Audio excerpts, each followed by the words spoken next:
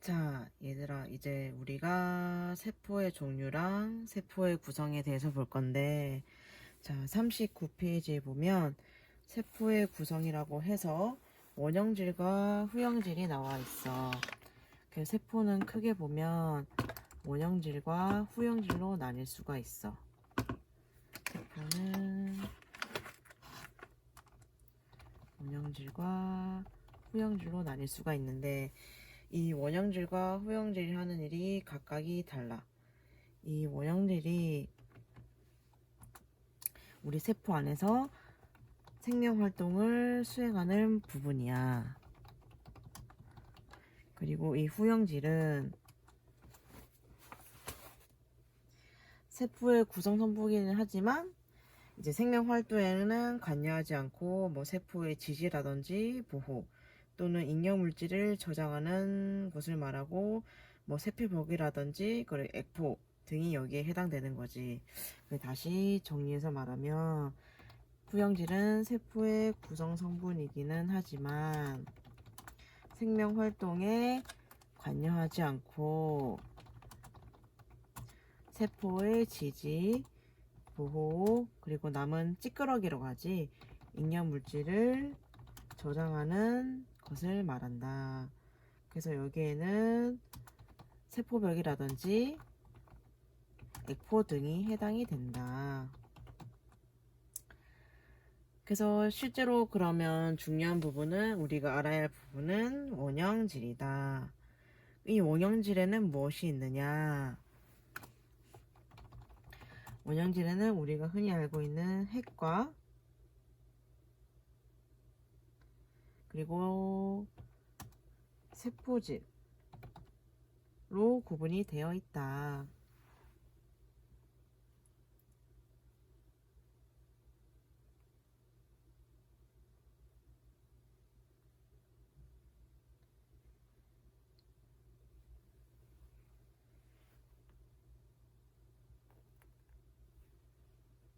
그래서 책의 39페이지를 보면 원형질에는 나와 있지. 원형질은 핵과 세포질로 되어 있고 핵에는 핵막, 핵질, 핵소체, 그리고 염색체가 있고 세포질에는 세포막, 색소체, 세포질 그물, 리보솜, 리소솜, 그리고 미토콘드리아, 골지체, 중심소체, 투명 원형질이 세포질에 속한다. 그래서 이 원형질에도 핵과 세포질이 있고 후형질에 한번 보면 세포 내 후형질에는 세포액이라든지 저장물질 그리고 배출물질 아까도 말했듯이 세포벽, 세포간 물질이 후형질에 속한다. 그래서 원형질의 주요 성분을 보면 수분이 60%이고 단백질이 18%, 광물질이 7%, 지질이 15%로 제일 많이 차지하는 것이 수분, 그 다음이 단백질, 그리고 지질, 그리고 광물질로 이루어져 있다. 그래서 다시 PPT 화면을 보면 우리가 40쪽을 넣으면서 보면 이제 세포의 기능을 이제 나와 있는데 핵, 아까 우리가 세포를 크게 뭘로 구분한다고 했니? 핵과 세포질로 구분한다고 했지. 그래서 핵을 먼저 보게 되면 핵은 가장 큰 세포 소기관이고 적혈구와 혈소판을 제외한 모두 세포에 존재한다. 그래서 세포 전체의 대사 활동을 조절하고 세포 분열 시 주도적인 역할을 한다. 그래서 핵의 주요 구성 성분은 핵막, 핵질, 핵소체, 염색체로 되어 있다. 그리고 우리가 광학현미경으로 봤을 때 볼 수 있는 게 핵이야. 그래서 가장 큰 세포 소기관이자 일반적으로 이제 광학현미경으로 볼 수 있는 유일한 세포 소기관이다. 그럼 이제 우리가 이 핵의 주요 구성 성분인 핵막, 핵질, 핵소체, 염색체에 대해서 볼 건데 핵막은 한 역할이 핵과 세포질을 구분하고 세포질과 핵 사이의 물질을 연락하는 핵 구멍이 있다. 그리고 핵막은 세포질 그물과 연결이 되어 있고 핵소체라고 하는 것은 단백질 합성의 관계가 있어 이제 단백 합성이 왕성한 세포에 많이 존재를 한다. 그리고 얘는 특별한 막이 없고 리보솜의 합성 그리고 유전 정보의 저장 및 전달에 관여를 한다. 그럼 여기서 리보솜이라 함은 우리가 뒤에서 이제 보게 될 거라서 뒤에 가서 또 다시 언급을 하고, 그 다음으로 볼 것은 염색질인데, 염색질은 이제 단백질과 DNA를 함유를 하고 있다. 또한 이 염색질이라고 하는 것이 이제 유전에 관여를 하고 있다. 그리고 핵산에 함유를 하고 있으며, 인체의 염색체는 보통 23쌍으로 보통 염색체 22쌍이랑 이제 성을 구별짓는 XX라든지 XY 이 한 쌍이 합쳐서 총 23쌍이라고 할 수가 있다. 그 다음으로 보면은 핵산이라고 있는데, 얘는 말 그대로 핵의 다량으로 존재하는 상성 물질이라고 해서 이제 핵산이라고 하고, 세포의 유전적 장치 역할을 하는 유기물 중합체이다. 그래서 핵산은 핵 안에 존재하면서 개인의 유전자를 가지고 있는 DNA와 DNA의 명령을 전달하는 RNA로 구성이 되어 있는데, 이 DNA라고 하면은 이제 주로 핵에 존재를 하고 있고 산소가 존재하지 않고, RNA는 주로 세포질에 존재를 하고 있다. 그래서 잠깐 보면은 이 DNA랑 RNA가 그 책에 보면 영어도 있지. 여기 보면은 얘는 디보뉴클리닉 액시드, 얘는 앞에가 데옥시가 붙어. 이 데옥시가 붙게 되면은 산소가 적은이라는 뜻이라서 이 DNA는 산소가 존재하지 않고 주로 핵에 존재를 하고, RNA는 주로 세포질에 존재하는 게 특징이다. 그래서 그 다음을 보면, 자, 여기까지가 핵에 대한 이제 간단한 내용이었고, 이제 그 다음에 세포질의 구성성분 및 기능에 대해서 알아보면, 자, 먼저 원형질막 또는 세포막이라고 나오는데, 책을 보면은 42페이지를 같이 보면 되고, 얘의 역할은 세포 표면의 경계를 이루고 있고 주로 지질과 단백질로 구성이 되어 있다. 그래서 얘는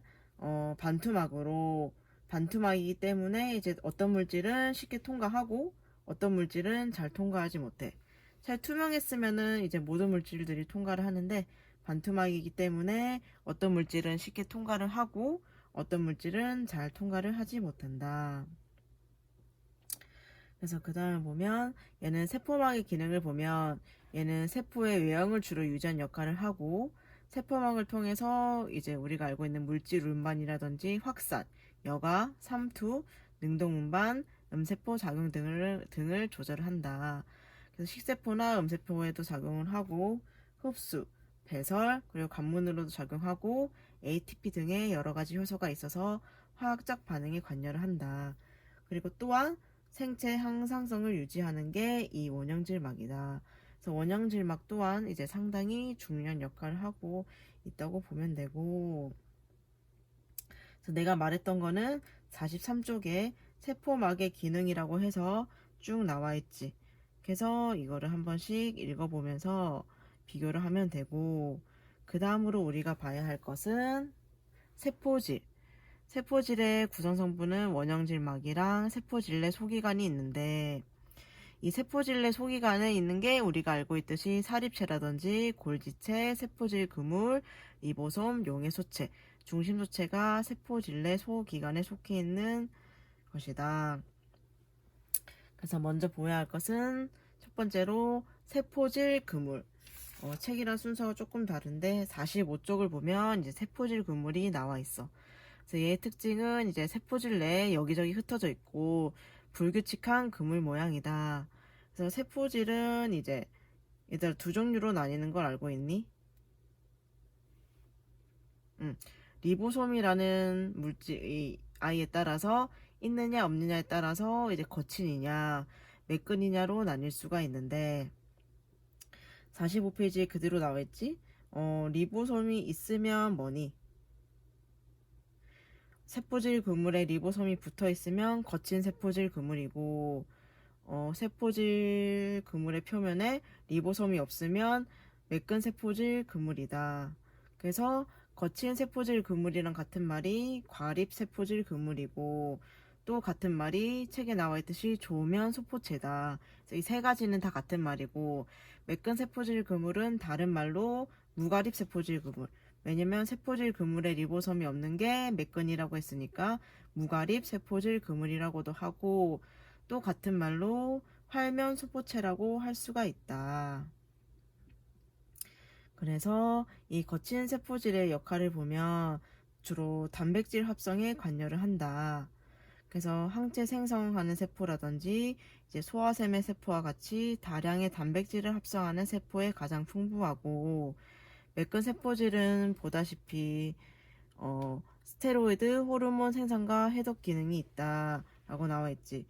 그래서 이 호르몬 생산이라든지 해독 기능과 관련이 있기 때문에 대부분의 세포에는 빈약하지만 이제 간세포라든지 콩팥세포와 같이 광범위하게 해독에 관여하는 세포에는 비교적 풍부하게 있는 것이 매끈 세포질 그물이다.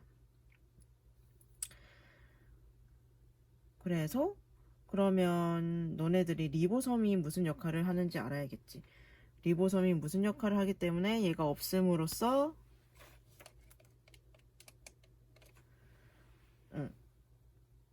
왜 리보솜이 있음으로써 단백질 합성에 관여하고, 왜 없기 때문에 단백질 합성에 관여하지 않는지를 보게 되면 밑에 바로 리보솜이 나와 있지. 그래서 우리 책의 리보솜은 46페이지에 보면 나와 있는데, 리보솜은 많은 양의 RNA 및 단백질로 구성된 거대 분자이다. 그래서 얘는 단백질 합성의 중추 역할을 한다.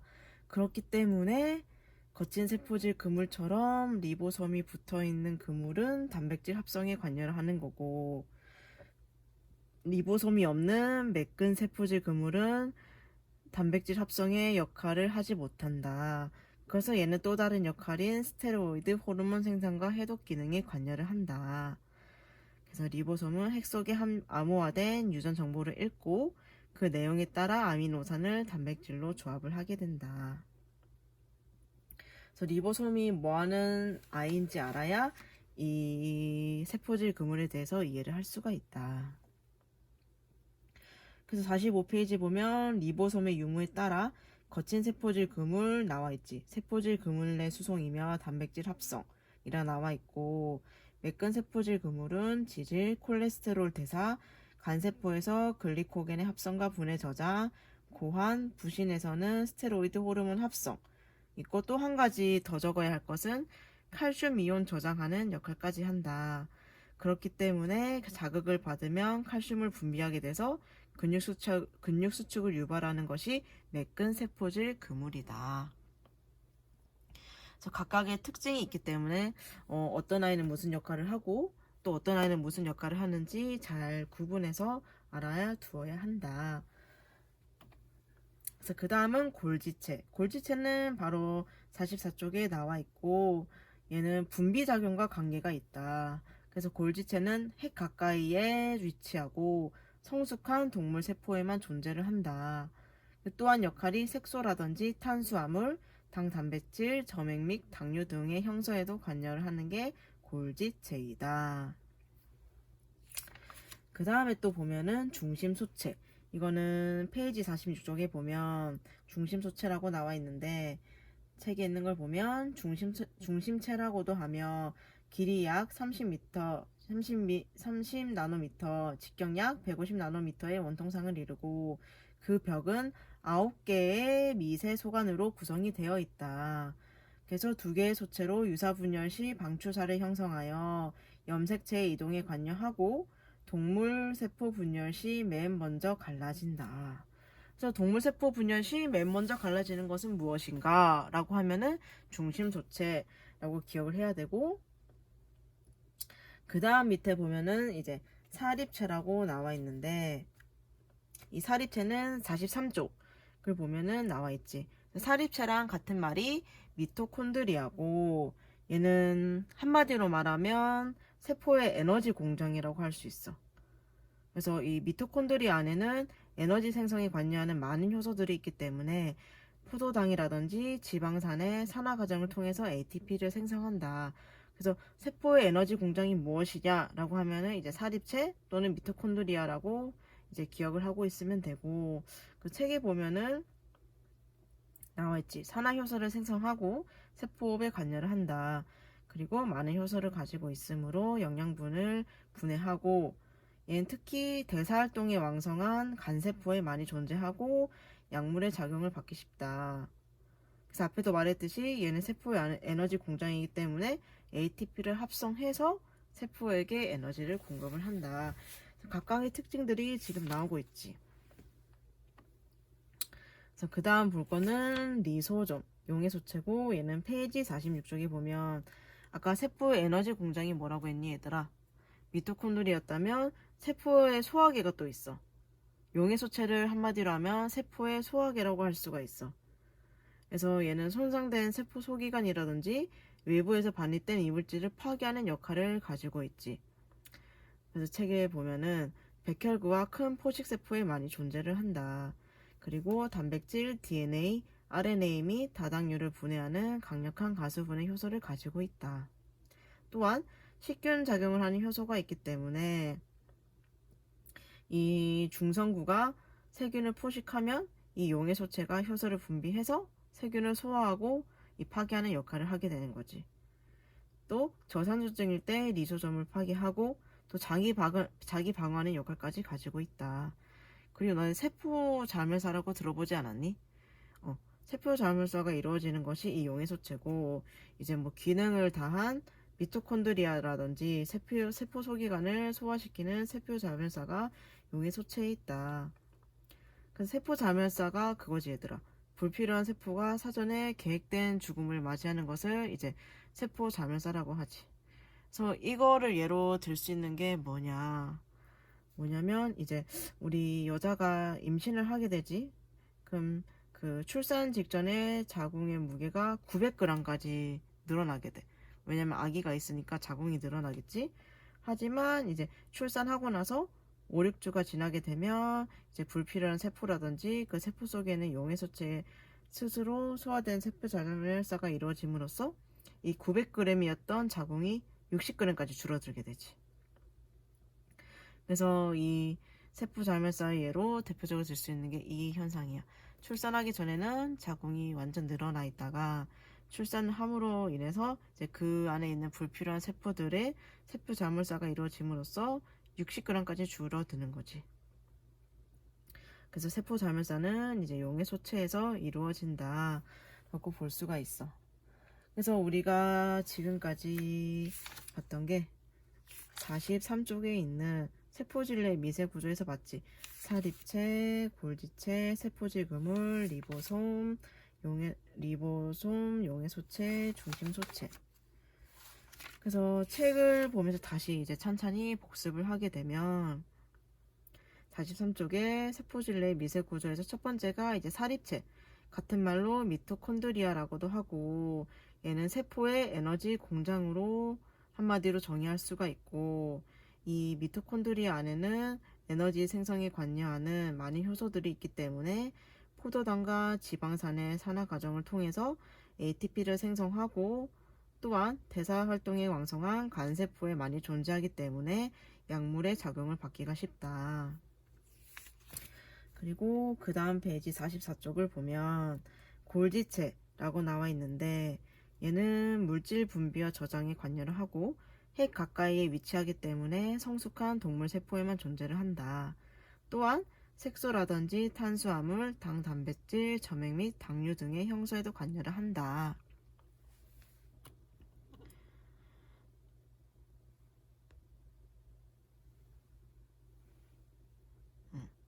라고 볼 수가 있다.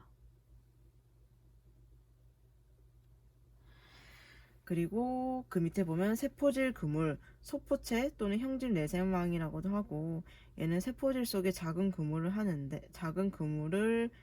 뜻하는데, 이 그물에 이제 리보솜이 붙어 있느냐 붙어 있지 않느냐에 따라서 매끈이랑 거친 세포질 그물로 나뉠 수가 있다. 그래서 리보솜이 붙어 있으면 뭐라고 했니 얘들아? 거친 세포질 그물이라고 했지. 또 같은 말로 조면소포체, 또 같은 말로 과립세포질 그물이라고 할 수가 있고, 얘는 단백질 합성에 관여하기 때문에 이제 항체 생성 세포라든지 소화샘의 세포와 같이 다량의 단백질을 합성하는 세포에 가장 풍부하다. 그리고 매끈 세포질 그물은 같은 말로 무가립 세포질 그물, 또 같은 말로 활면소포체라고 할 수가 있고, 무가립이기 때문에 세포질 그물에 리보솜이 없는 것을 뜻하고, 얘는 리보솜이 없기 때문에 이제 단백질 합성에는 관여하지 않으나 얘는 호르몬 생산과 해독 기능이 있다고 했지. 그래서 대부분 세포에는 빈약하지만 이제 뭐 간세포라든지 콩팥세포와 같이 광범위하게 해독에 관여하는 세포에는 비교적 풍부하게 있다. 또한 그 밖에도 이제 뭐 지질, 콜레스테롤 대사, 간세포에서 글리코겐의 합성과 분해 저장, 고함부신에서는 스테로이드 호르몬 합성, 또 하나 말해줬던 게 칼슘 이온 저장하는 역할이 있다. 그렇기 때문에 자극을 받으면 칼슘을 분비해서 근육을 수축하고 근육 수축을 유발하게 된다 라고 볼 수가 있다. 그리고 뒤에 46페이지를 보면 리보솜이 나와 있는데, 리보솜은 이제 핵 속에 암호화된 유전 정보를 읽고 그 내용에 따라서 이제 아미노산을 단백질로 조합을 한다. 그래서 설명을 보면 많은 양의 RNA 및 단백질로 구성된 거대 분자이고, 프로테인 합성의 중추 역할을 하고 세포질 내에 유리되어 있거나 세포질 그물의 벽에 부착이 되어 있다. 그리고 그 밑에 용의 소체를 보면 그 용의 소체가 한마디로 뭐라고 했지 얘들아? 세포의 소화계라고 했지. 그래서 손상된 세포 소기관이나 외부에서 반입된 이물질을 파괴를 한다. 그래서 백혈구라든지 큰 포식세포가 많이 존재하기 때문에 쉽게 파괴를 할 수가 있는 거지. 그래서 단백질, DNA, RNA 및 다당류를 분해하는 강력한 가수분해 효소를 가지고 식균작용하는 효소가 있다. 그래서 자기 방어도 하고 기능을 다한 미토콘드리아 등의 세포 소기관을 소화하는 세포 자멸사가 이루어진다. 그 다음이 중심소체. 중심소체는 중심체라고도 하고 원통상을 이루고 그 벽은 9개의 미세 소관으로 구성이 되어 있어. 또한 2개의 소체로 유사분열 시 방추사를 형성해서 염색체의 이동에 관여를 하고 동물 세포 분열 시 맨 먼저 갈라진다. 그래서 얘네들의 특징을 잘 알고 있어야 돼. 얘네에 관해서도 문제가 잘 나오거든. 뭐 예를 들어서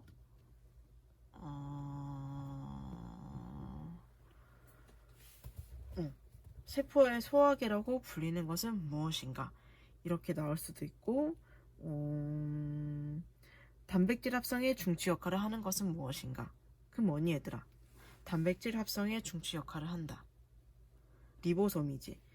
이런 식으로 이제 특징을 말하면 너네가 그게 무엇인지 바로바로 이렇게 나올 수 있을 정도로 이 특징을 다 외우고 있어야 돼. 그 다음에 우리가 보아야 할 것은 48쪽 세포막을 통한 물질 이동. 그래서 보면은 이거 생략이 되더라. 많이 봤을걸? 확산, 삼투, 여과. 그치? 확산이 일단 책을 보면 확산이 먼저 나와 있지. 확산이 뭐니 얘들아? 물질의 분자가 고농도에서 저농도로 경사의 흐름에 따라서 이제 이동하는 현상이다.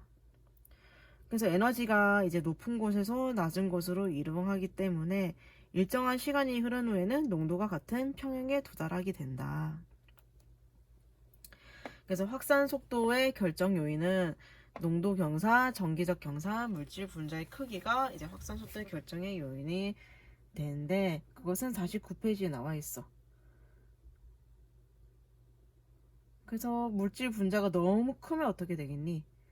이 분자가 확산되는 속도에는 한계가 있기 때문에 세포가 너무 크면 이제 대사가 제대로 이루어지지 못한다. 그래서 농도 경사, 정기적 경사, 물질 분자의 크기가 이 영향을 미친다라고 볼 수가 있어. 그래서 책의 확산의 대표적인 예가 뭐라고 나와 있니 얘들아?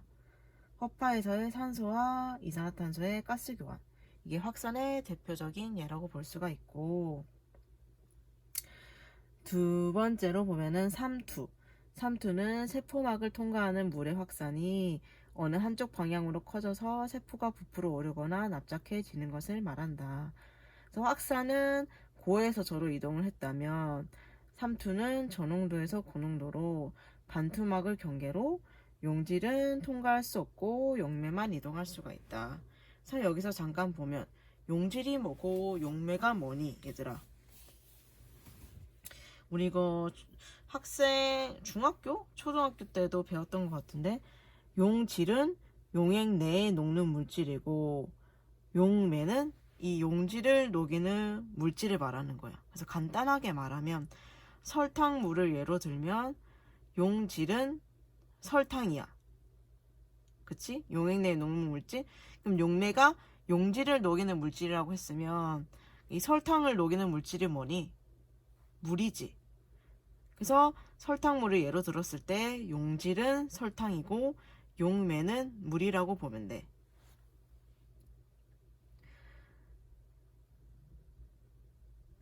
그래서 용질과 용매 한 번 더 뜻을 머릿속으로 생각하고 다시 읽어보고, 그래서 책의 49페이지에 보면 생체 내 세포의 삼투 현상 나와있지 얘들아.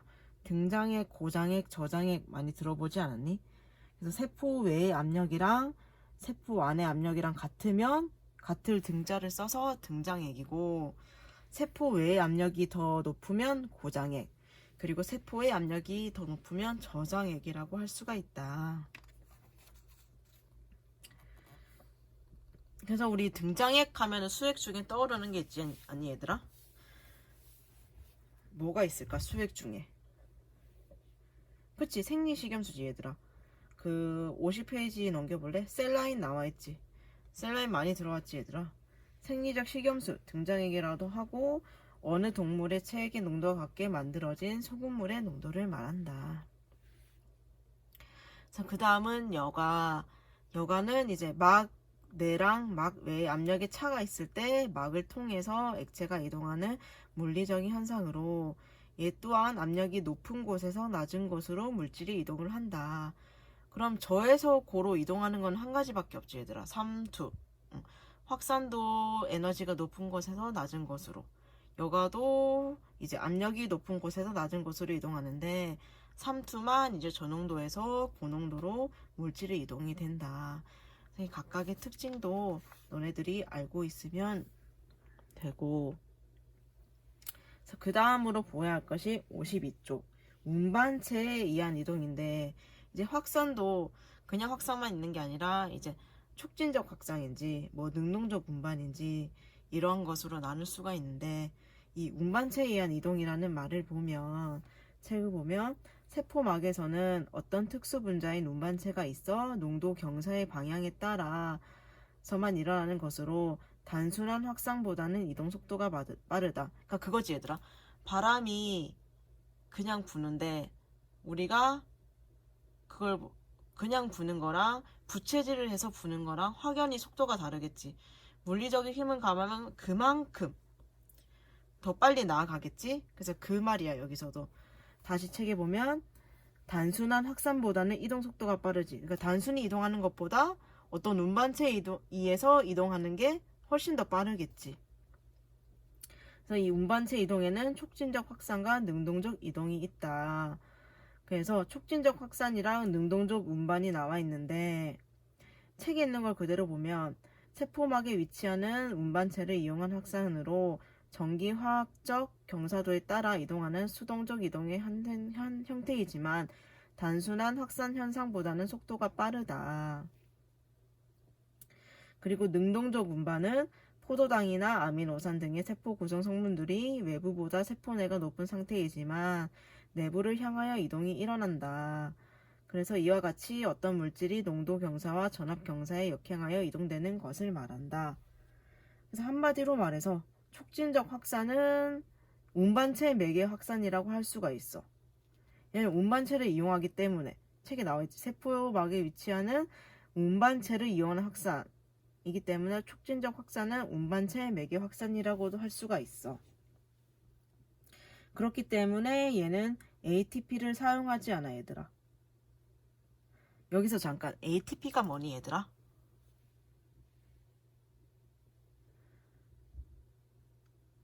ATP를 한글로 말하면 아데노신 3인산이지.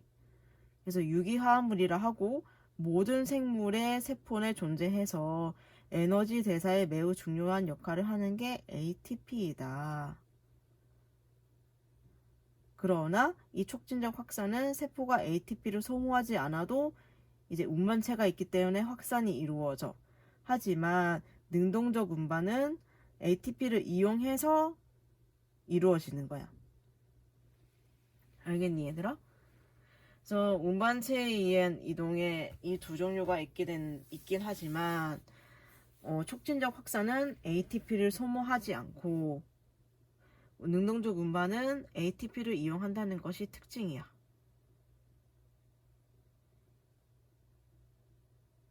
왜 촉진적 확산은 ATP를 소모하지 않을까? 여기 PPT를 책을 보면 화학적 경사도에 따라서 이동한다고 했지. 그러면 내리막길이 편하겠니? 오르막길이 편하겠니? 내리막길을 갈 때는 당연히 힘이 따로 필요가 없겠지. 봐봐. 내리막길에서 구슬을 굴린다고 하면은 구슬을 놓기만 해도 슝 내려가지만 오르막길을 구슬을 올리려면 우리가 구슬을 이렇게 위에서 올려주어야 되잖아. 그렇기 때문에 촉진적 확산은 화학적 경사도에 따라서, 즉 농도 기울기에 따라서 이동하기 때문에 ATP를 소모하지 않아도 그냥 이동할 수가 있는 거야. 하지만 능동적 운반은 이 농도 경사와 전압 경사의 역행해서 이동된다고 나와있지. 그 말은 저농도에서 고농도로 간다는 거지. 그럼 저농도에서 고농도로 가려면 에너지가 필요하지. 우리가 힘을 써야 하기 때문에 얘는 ATP를 이용하는 거지. 이해할 수 있겠지, 얘들아? 이해하기 쉽지? 책에 있는 그대로. 그래서 촉진적 확산은 운반체 매개 확산이라고도 하고 얘는 ATP를 소모하지 않아. 그리고 능동적 운반은 저농도에서 고농도로 가기 때문에 얘는 ATP를 이용하는 거야. 그래서 이제 촉진적 확산이랑 능동적 운반의 특징을 알고 있으면 돼. 그래서 이 촉진적 확산이라든지 능동적 운반은 둘 다 운반체를 이용한다는 점에서는 같지만 촉진적 확산은 농도 경사의 순행에서 이동하는 거고 능동적 운반은 농도 경사의 역행에서 이동이 된다라고 보면 되지. 그래서 그 53쪽을 보면 운반체의 이한 이동에 대한 설명이 나와 있어. 세포막이 에너지를 소모하면서 물리화학적인 에너지 경수하는 반대로 이동을 한다. 또한 운반체에 의한 이동은 세포가 살아있을 때만 가능하다. 그리고 이 능동적 운반에 의해서 칼슘이라든지 아미노산, 마그네슘 또 이동이 되고 나트륨, 칼륨의 농도가 유지가 된다. 이렇게 나와 있다. 자, 그럼 밑에 나트륨, 칼륨 펌프가 나와 있지. 왜 갑자기 이 촉진적 확산, 능동적 운반을 하다가 왜 나트륨, 칼륨 펌프가 나오는 걸까? 보면 이 능동적 운반에도 종류가 두 종류가 있어. 이 능동 이동은 사용되는 에너지 형태에 따라서 아까 능동적 운반은 ATP를 이용한다 했지. 그러니까 이 에너지 형태에 따라서 1차 능동과 2차 능동으로 나뉠 수가 있는데 이 2차 능동에 속하는 것이 나트륨, 칼륨 펌프야. 그리고 1차 능동에는 이제 물질 운반에 필요한 에너지를 ATP로부터 직접 공급받는 거고 2차 능동은 나트륨, 칼륨 펌프에 의해서 공급을 받는 거지. 일단 우리 나트륨, 칼륨 펌프도 많이 들어보지 않았니? 그치? 나트륨하고 칼륨이 세포 내랑 세포 외에 각각 위치가 있지. 세포 내에는 뭐가 많니? 칼륨이 세포 내에 높니? 나트륨이 세포 내에 농도가 높니? 세포 내에 칼륨이 높지, 얘들아? 책에 보면 나트륨 펌프는 모든 인체 세포에서 작용하며 세포 내에 나트륨이 축적되는 것을 방지하고 세포 내로 물이 유입되는 것과 세포의 종창을 방지한다. 그 세포 내의 칼륨 농도는 세포 외와 비교하여 훨씬 높은 반면 세포의 나트륨 농도는 세포 내보다 훨씬 높다. 이와 같이 세포 내의 이온 분포를 유지하기 위해 농도 경사가 역행하여 세포막은 언제나 나트륨을 퍼내고 칼륨을 넣어주어야 한다. 그래서 이러한 현상을 나트륨 칼륨 펌프라고 한다. 그래서 여기까지가 이제 운반체에 의한 이동에 대한 설명이었어. 이게 조금 이야기가 어려울 수 있는데 촉진적 확산이랑 능동적 운반의 원리를 생각하면 ATP를 이용하는지 안 이용하는지 저절로 연계가 될 수가 있을 거야. 그래서 다시 한 번 더 이 PPT 내용이랑 이제 책이랑 비교하면서 한 번 더 너네 머릿속으로 스스로 이제 한 번 더 이해를 시켜주면 돼. 그리고 그 다음으로 볼 것은 53쪽의 밑에 볼래? 체액의 조성이 나와 있어. 총 수분량은 세포 내 수분과 세포 외 체액을 합한 것으로 성인 남자의 경우는 체중의 약 60%고 성인 여자는 51%다. 친생아는 70%가 이상이다. 그래서 아까 말했던 게 나와있지. 세포 내 수분에는 칼륨이 다량으로 있고 세포 외에는 나트륨이 다량으로 있다. 그래서 우리가 그 다음으로 봐야 할 것은 55쪽의 스탈링 가설. 그래서 스탈링 가설 들어보지 않았니? 우리가 몸속에 혈관이 있을 거 아니야? 그럼 혈관 내부에 압력도 있고 혈관 외부에서도 압력이 있겠지. 그래서 혈관 내부에 있는 수분하고 혈관 내부의 그 조직들 사이에 있는 수분 간에는 정반대의 힘에 의해서 균형이 이루어지는 거지. 그게 스탈링 가설. 이 혈관 내랑 혈관 외는 서로 정반대의 힘이 작용을 하기 때문에 균형이 이루어진다라고 보면 돼. 간단하지? 그래서 이거는 나중에 한 번 더 언급을 하고 그 다음으로 우리가 봐야 할 것은 부종은 이제 세포 사이에 있는 간질액이 비정상적으로 증가해서 체강의 체액이 저류되어 있는 것을 말하지. 그래서 우리가 부종은 또 국소 부종이냐 아니면 전신 부종이냐라고 할 수 있는데, 국소는 말 그대로 이제 부종이 부분적으로 있는 거고, 전신은 부종이 전신에 걸쳐서 이제 형성이 되어 있는 경우지. 그래서 국소 부종의 원인은 이제 국소적으로 염증이 있는 부위라든지 또는 정맥 또는 림프관이 폐쇄되어 있는 부위 또는 정맥혈이나 림프액이 순환이 안 되는 경우에 이제 그 부분에 부종이 생기고, 전신 부종은 이제 심장이나 신장의 기능이 저하됐을 때, 왜냐면 심장이 펌프질을 하기 때문에 온몸에 혈액순환을 시키는 게 심장이지.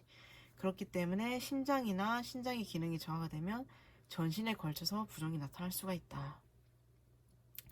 부종액이 북각 내에 저류가 돼 있을 경우에는 복수, 그리고 흉곽에 있으면은 흉수, 그리고 심낭에 저류된 거는 삼출액 또는 수심낭이라고 할 수가 있다.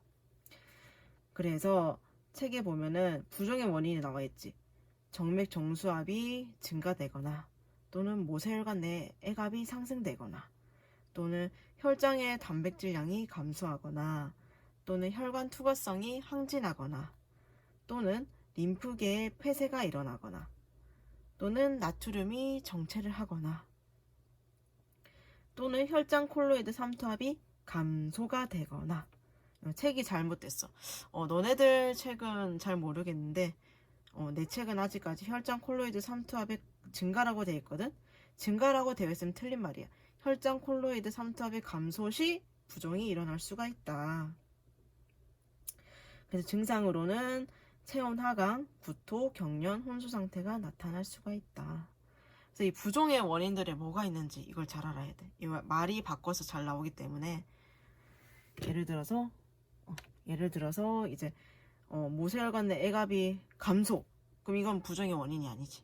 그렇기 때문에 이제 부종의 원인이 어떠한 경우에 부종이 일어나는지 이거를 너네들이 잘 알고 있어야 돼. 그래서 여기까지가 1장. 이 끝이야. 뭐 없지 얘들아. 이건 생리학이 다 배웠기 때문에 너네가 생리학 책을 보면서 같이 봐야 돼. 책을. 기초의학 책만 봐서는 배웠더라고 하더라도 다 기억이 안 나기 때문에 이해가 안 갈 수가 있어서 생리학 책이랑 이 기초의학 책이랑 오늘 강의 내용을 다 같이 펼쳐놓고 너네 스스로 소화를 시키면 돼. 이 내용들을. 그래서 그래서 오늘 중요한 내용들은 아까도 말했듯이 세포질내 소기관, 그리고 핵, 그리고 확산 삼투여가, 그리고 운반체한 이동, 그리고 구종, 이렇게 다 한 번씩 복습을 하게 되면 되고, 그 다음은 뒷장을 보면 이제 조직의 구조와 기능이 나와 있어. 우리 몸에 조직이 무엇이 있는지.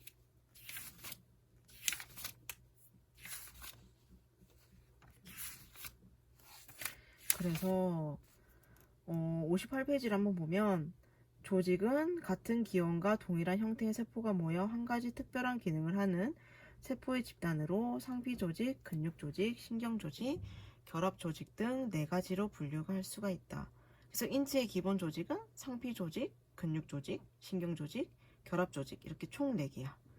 그래서 수정, 분열, 분화의 과정을 거치고 그 밑에부터 이제 상피조직 그 뒤에 넘기면 결합조직, 그리고 근육조직, 신경조직이 나와 있는데 이것도 엄청 간단한 내용이야 얘들아. 그래서 이거를 잠깐 보게 되면